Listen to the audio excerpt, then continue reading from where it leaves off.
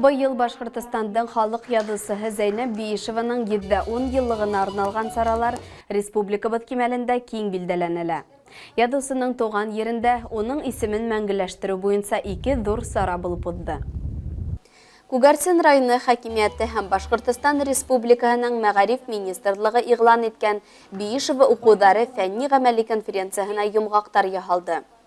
20-нән ашу район, каланан килгән укучылар, укытучылар үзләренең асык дәресләрен күрһәттеләр, фәнни эшләре белән таныштырдылар. Мин Зәйнәп Биишеваның Емеш романы буенча, оның табигать күренештәре аша емештең эске күңелен һүрәтләгәненә, һүрәттәргә бәйләп, оның рухи үсешен күрһәтү темаһына иҗади проект эшемдә алып килдем. Был проект эшемдә инде табигать күренештәренә бәйләп кенә емештең нисек уның авырлыктар аша үткәнен, нисек укуга ынтылышын күрһәтергә килеп сыкты дип уйлайм, һәм ул бөтәүгә лә аңлашылып тора, чөнки емеш ул автобиографик образ.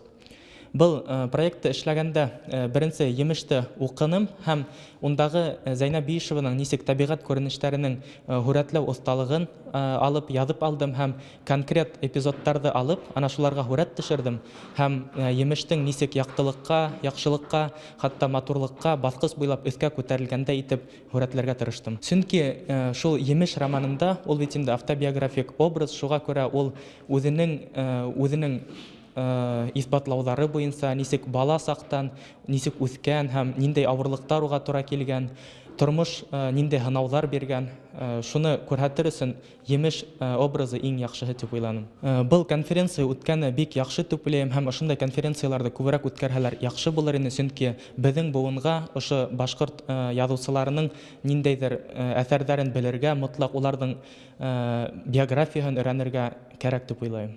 Көндең икенче яртыһында узган саралар Өфөнән килгән язучылар союзы әгъзалары, журналистлар, лауреаттар Зәйнәп Абдулла кызының һәйкәленә сәскәләр һалудан башланып китте. Безнең районда шундый матур традиция бар, үзенең шәхестәрен дурлай, кадерләй, улылай беләләр. Менә шуга бүгенге сара Зәйнәп Биишеваның 7-10 еллыгына арнала бит инде. Халык бик күп йыелган, республика кимәлендәге сара был.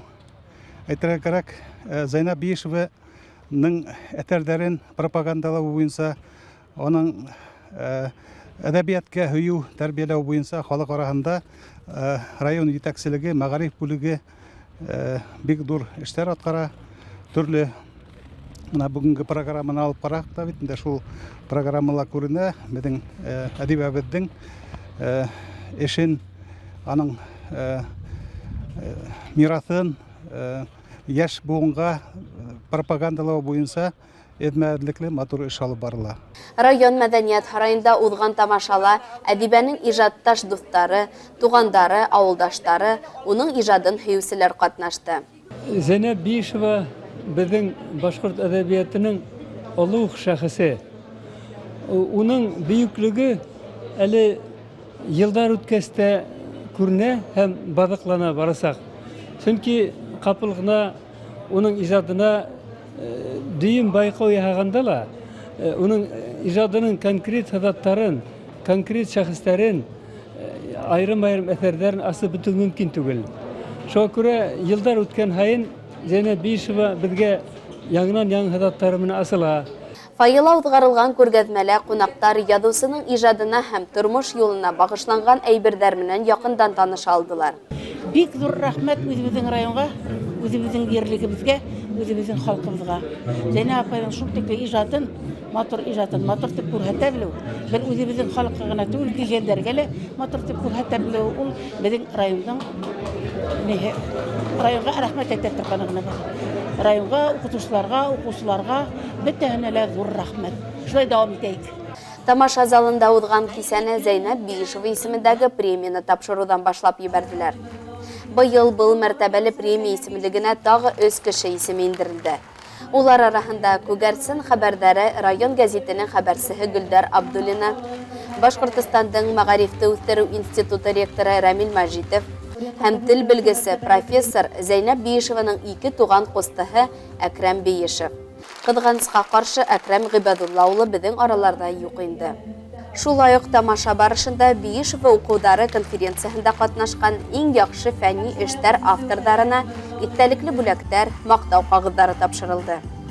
Сараның мәдәни ягын район мәдәниәт һарайы артистлары һәм Морак балалар сәнгать мәктәбе коллективтары сыгыштары бидәне. Не зря говорят, что книга – это самый лучший подарок. В годы моей учебы здесь, в Мораковской школе, здесь, в районном дворце культуры, очень часто проходили встречи Зейны Абишевой. После каждого нового выхода книги она сюда приезжала, к землякам встречалась и дарила свои произведения. И зал всегда был переполнен. Даже впереди первых рядов люди приседали, чтобы прийти, посмотреть, не общаться. И она, когда говорила со сценой, в зале стояла такая тишина, мы проглатывали каждое ее слово. Они такие были, как на вес золота, очень бесценные такие слова, особенно для молодежи. И после встречи здесь в фойе раздавали книги. Я тоже побежала, и мне книга не досталась.